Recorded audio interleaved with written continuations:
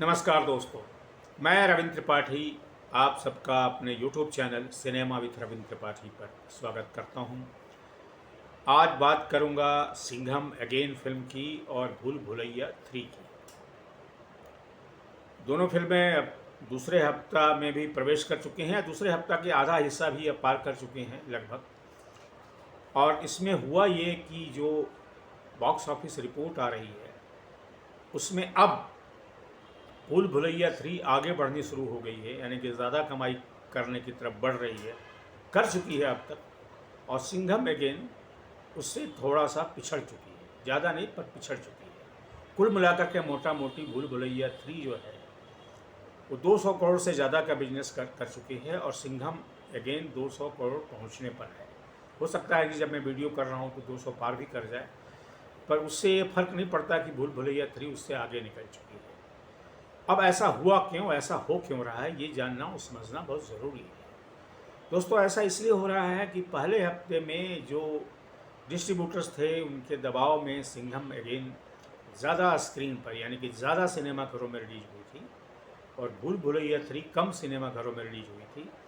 तो अच्छी फिल्म होने के बावजूद भूल भुलैया 3 कम चूँकि सिनेमा घरों में रिलीज हुई तो उसकी कमाई भी कम हुई। फिल्म अच्छी है, दोनों फिल्में अच्छी हैं, लेकिन जॉनर अलग अलग है। सिंघम अगेन जिसको कहते हैं एक्शन जॉनर की फिल्म है और भूल भुलैया 3 जो है वो कॉमेडी हॉरर या हॉरर कॉमेडी के जॉनर की फिल्म है।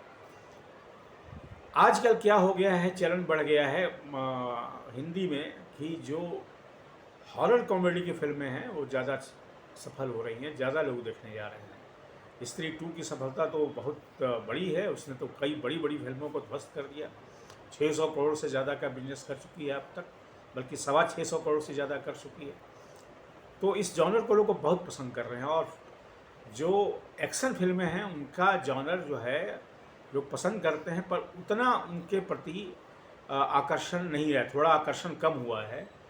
और सिंघम अगेन तो बहुत अच्छे एक्शन होने के बावजूद जो है क्या है, कहानी नाम की चीज़ इसमें बहुत नहीं है, कोई स्टोरी नहीं है। और स्टोरी यही है कि सिंघम अगेन यानी कि अजय देवगन जो है अपने कारनामे किए जा रहा है, उसको सपोर्ट करने के लिए दूसरे छोटे छोटे सिंघम हैं, यानी कि दीपिका पादुकोण हैं और रणवीर सिंह हैं और टाइगर श्रॉफ हैं और अक्षय कुमार हैं, ये सब उसके सपोर्ट में आ गए हैं, आ रहे हैं।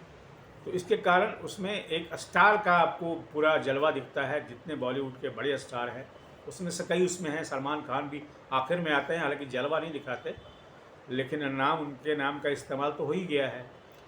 एक अकेले शाहरुख खान बचे हैं जिनका जो उसमें नहीं है बड़े स्टार्स में।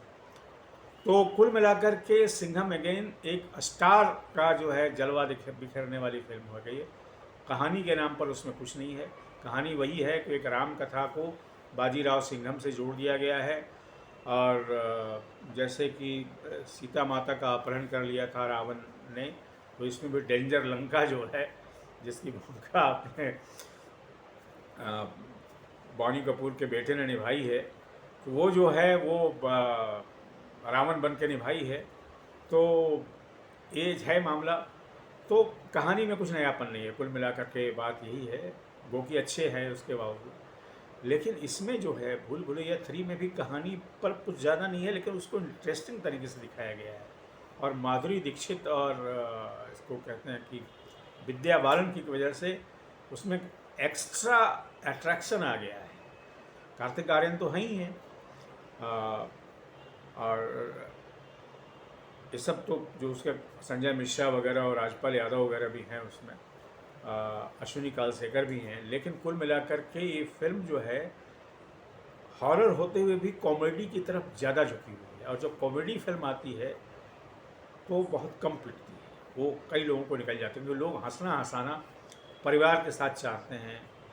तो ये जो फिल्म है भूल भुलैया 3, एक उसमें कॉमेडी एलिमेंट चूँकि ज़्यादा है, मुझे लगता है कि इस वजह से वो ज़्यादा आगे निकली है और निकल रही है।